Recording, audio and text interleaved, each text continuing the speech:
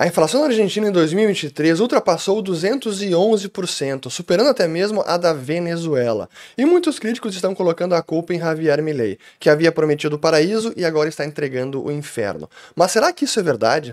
Vamos analisar friamente o desastre macroeconômico herdado pelo governo de Milei, bem como os ajustes de estabilização que estão sendo promovidos e também falar sobre as grandes reformas e, por fim, o estado atual da dolarização. Sim, é fato que no mês de dezembro a inflação bateu 25,5%, apenas no mês de dezembro, chegando então a esses 211% no ano cheio de 2023. Mas Milei é culpado por esses 25,5% de aumento no mês de dezembro apenas no sentido de que ele libertou os preços.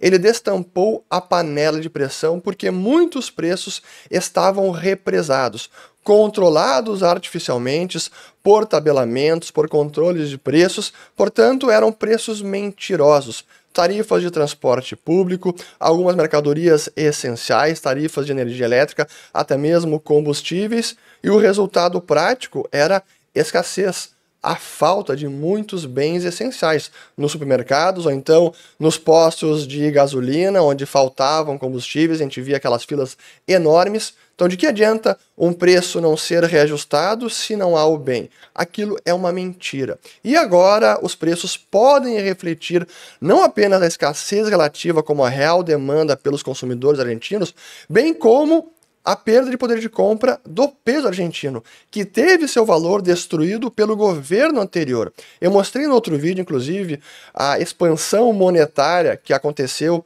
nesse período, especialmente 21 até agora 23. Aqui temos apenas o M2 superando 134% de aumento anual. Isso é resultado da emissão monetária do governo de Alberto Fernandes e Cristina Kirchner para tapar o buraco fiscal, impressão de dinheiro para bancar as contas públicas. Isso destrói, como destruiu, o peso argentino e a taxa de câmbio. E esse foi um dos primeiros preços que Javier Milei apenas reconheceu ao desvalorizar de 400 para 800 pesos por dólar a taxa de câmbio do peso. Ele está reconhecendo o real valor do peso no mercado. Porque a taxa de câmbio no mercado paralelo, o dólar blue, que esse é o real valor da moeda argentina, já tinha ultrapassado 1.000 pesos. Então ele apenas reconheceu o que já era prática de mercado, mas que foi resultado de medidas anteriores de descontrole fiscal e monetário.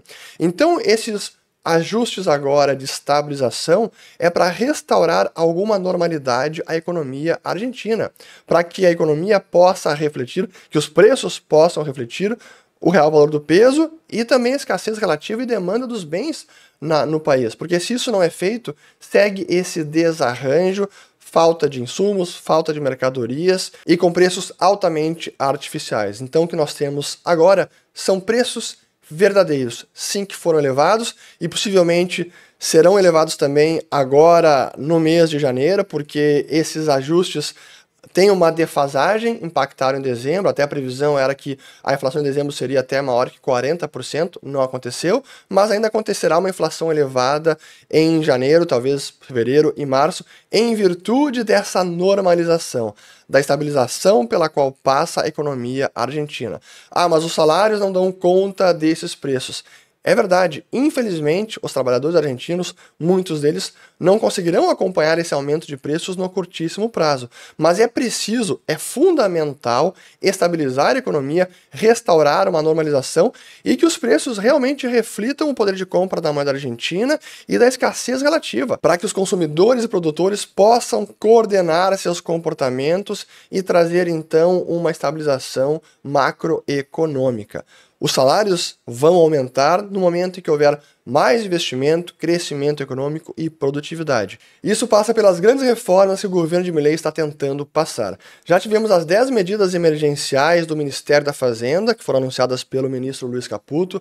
Também tivemos o decreto de necessidade e urgência, uma medida provisória que é um grande revogaço de centenas de leis, um plano de liberalização de urgência da economia argentina, e depois o projeto de leis que é chamado de Lei Ônibus, que é um grande pacote de leis para liberalizar ainda mais a economia e reduzir o tamanho do Estado. Tudo aquilo que não poderia ser incluído na medida provisória passa por esse projeto que foi já encaminhado ao Congresso. E já temos alguns efeitos positivos dessas medidas. A começar pelas medidas emergenciais do Ministério da Fazenda, tivemos no dia 10 de janeiro uma reunião entre o Ministério e o Fundo Monetário Internacional e chegaram a um acordo sobre a 7ª revisão do marco do serviço ampliado do fundo, que foi aquele acordo ainda com o governo do Alberto Fernandes, mas que estava praticamente em suspenso porque as metas não estavam sendo cumpridas. E aqui na nota dizem o seguinte, ó, o pessoal técnico do FMI e as autoridades argentinas alcançaram um acordo em nível pessoal sobre a 7ª revisão do marco de acordo desse serviço ampliado para a Argentina. Sujeito à aprovação ainda do Conselho do FMI, a Argentina teria acesso a 4,7 bilhões de dólares. Se alcançou acordo sobre um conjunto reforçado de políticas para restabelecer a estabilidade macroeconômica e voltar a colocar nos trilhos o programa atual, já que os objetivos chaves do programa não se alcançaram por margens amplas devido a reveses graves na política econômica do governo anterior. A nova administração está aplicando um plano ambicioso de estabilização baseado numa forte consolidação fiscal inicial, junto com medidas para reconstituir as reservas, corrigir os desajustes de preços relativos, reforçar o balanço do Banco Central e criar uma economia de mercado baseada em regras claras e previsíveis.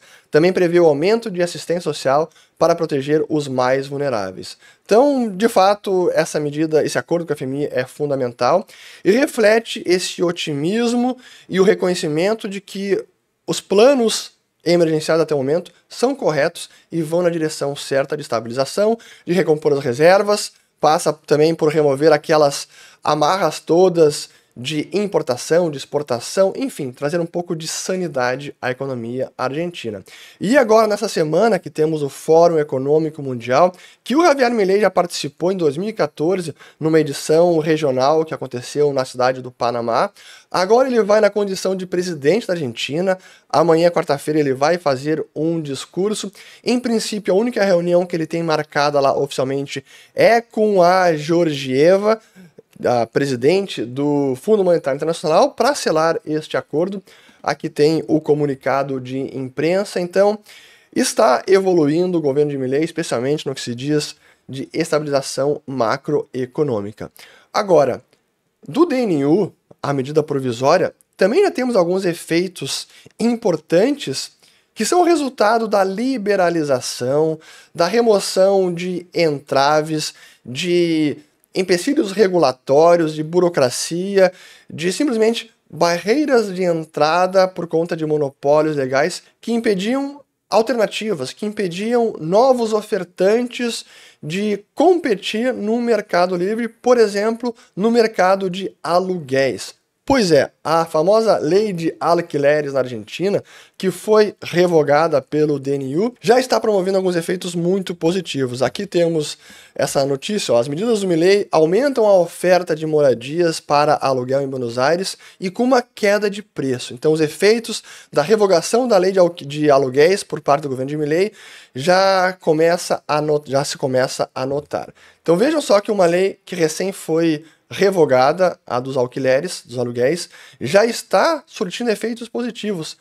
Há maior oferta de moradias e os preços caem. Porque é justamente isso que acontece quando há uma liberalização dos mercados. Mais ofertantes, aumenta a qualidade, a variedade e os preços tendem a cair, que é o que já se verifica no mercado de aluguel. E é muito interessante ver como todo esse governo e o discurso pró-mercado, pró-direito de propriedade, liberdades individuais, já está impactando no coletivo argentino, na opinião pública, e por isso que eu acredito que já é uma grande revolução cultural, ou contra-revolução cultural, o que Milei está fazendo no país. Vejam só essa entrevista, um trecho bem curto, com o Daniel Zamponi, que é vice-presidente da Câmara Imobiliária, então uma entidade do setor, falando sobre os efeitos do DNU. Vamos lá. El inquilino, por un tema personal, pidió 2 años el propietario le pareció bien y las partes acordaron. Y ese contrato se celebró. ¿Por qué te hago hincapié en esto? Antes la ley, vos mirá cómo se metía el Estado, qué locura, ¿no? Que donde se mete donde no se tenía que meter. Te decía que mínimo eran 3 años. Sí. Por ejemplo, este contrato y este producto, con la ley anterior no se podía celebrar. Y explícame de dónde salen, porque nadie hasta ahora me supo explicar de dónde, quién fue el cráneo que dijo 3 años. ¿Por qué no libre pactación entre propietario e inquilino en los tiempos? Então, veja só que interessante, né? Ele falando aqui sobre um caso específico de uma moradia que o proprietário queria alugar por 2 anos e o inquilino também, só que antes da lei era proibido pactuar um contrato de aluguel nessas cláusulas. Mas agora, depois da revogação, esse contrato foi celebrado, portanto, uma moradia que estava fora do mercado, voltou ao mercado e se celebrou um contrato. E o que é interessante notar é justamente isso. É como a liberdade de pactuar contratos agora está no vocabulário do argentino médio e ele entende como isso é necessário. Por que o governo precisa se intrometer em algo que diz respeito apenas à vontade das partes, contratantes e contratado? Por que o governo precisa decidir que tem que ser 3 anos o mínimo e não 6 meses, 2 meses, 1 ano? Se as partes querem, assim, livremente escolher, que deixe que eles sejam livres para escolher. Então é muito bacana ver isso já acontecendo. Mas não apenas com a medida dos aluguéis, também no setor de aviação comercial. A medida chamada de cielos abertos, inspirada na desregulação do setor americano na década de 80, de Open Skies, que também está desregulando o setor e vai acabar com o monopólio legal que hoje existe com as aerolíneas argentinas, que é a empresa estatal, que provê praticamente todos os voos no país, e acaba que o serviço é ruim, tem poucas rotas e o preço é alto. Agora, com mais ofertantes, estamos vendo justamente isso. As aerolíneas de baixo custo, low cost, estão ampliando as suas rotas na Argentina. Isso já aconteceu, foi no 5 de janeiro. Aqui mais uma notícia igual. Ó.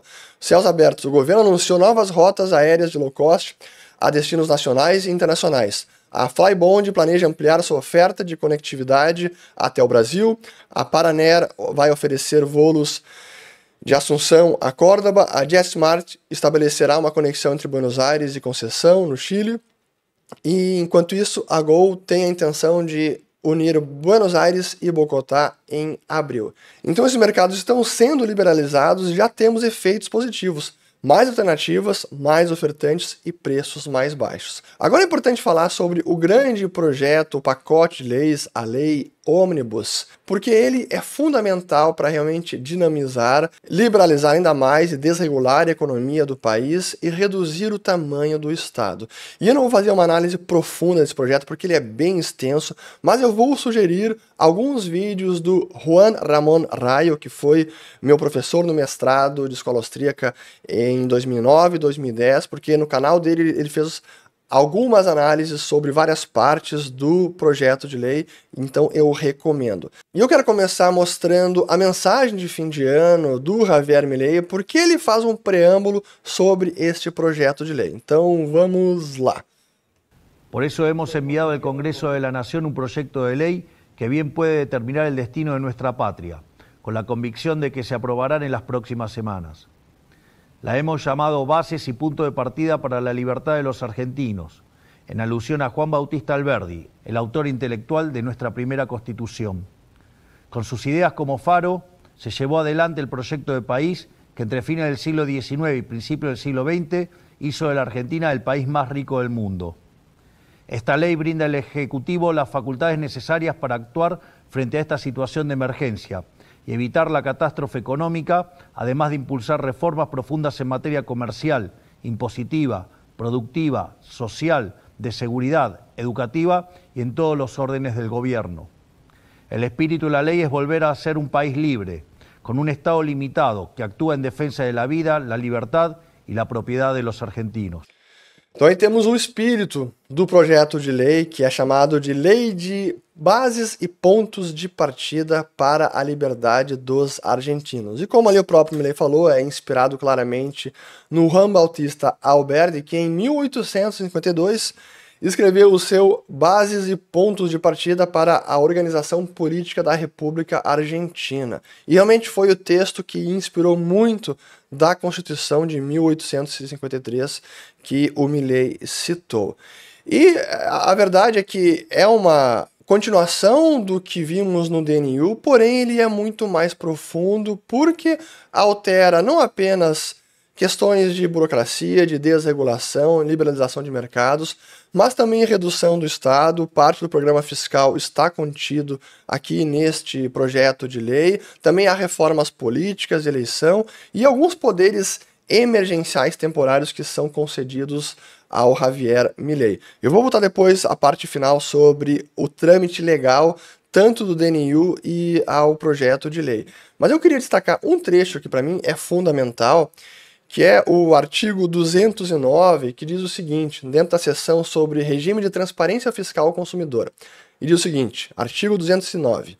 Na publicidade das prestações ou serviços de qualquer tipo em níveis nacional, provincial, municipal e da cidade autônoma de Buenos Aires, que sejam de livre acesso ou atenção por parte dos cidadãos, não poderá se utilizar da palavra gratuito ou similares, devendo-se esclarecer que se trata de uma prestação ou serviço de acesso livre que é financiado com os tributos dos contribuintes.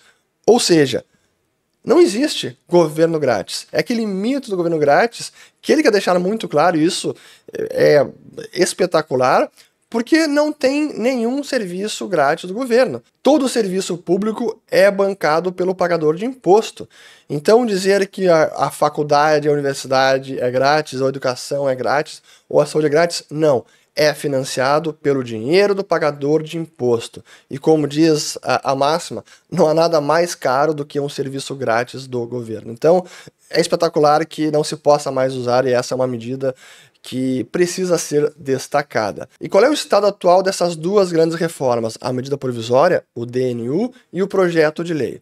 O DNU precisa ser aprovado ou rejeitado por ambas as casas, Senado e Câmara de Deputados. Se apenas uma rejeitar, o DNU segue válido. E o Congresso tem poucos dias, não tem mês ainda para rejeitar finalmente. Então, ao que tudo indica, o DNU deve seguir adiante, à exceção de a sessão sobre liberalização de leis trabalhistas, que por uma medida cautelar o Sindicato dos Trabalhadores conseguiu suspender. Então isso não vai parar no judiciário.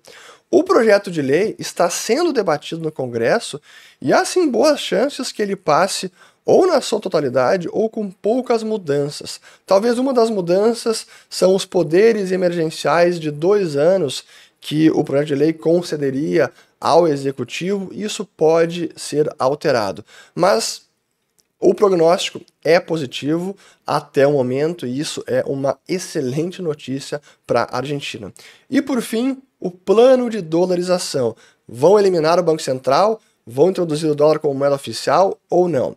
Por enquanto, o plano segue de pé. O Banco Central está sendo saneado, conseguiram já acabar com as LELIQs, que eram aquelas letras de liquidez, que tinham um potencial hiperinflacionário, estão recompondo as reservas internacionais, graças àquelas medidas emergenciais, as 10 medidas de Luiz Caputo, e essa normalização da economia argentina pode permitir a dolarização. O que é certo é que a dolarização, logo como ponto de partida, lá em dezembro, aquilo era inviável e talvez demore ainda alguns meses para que ela aconteça.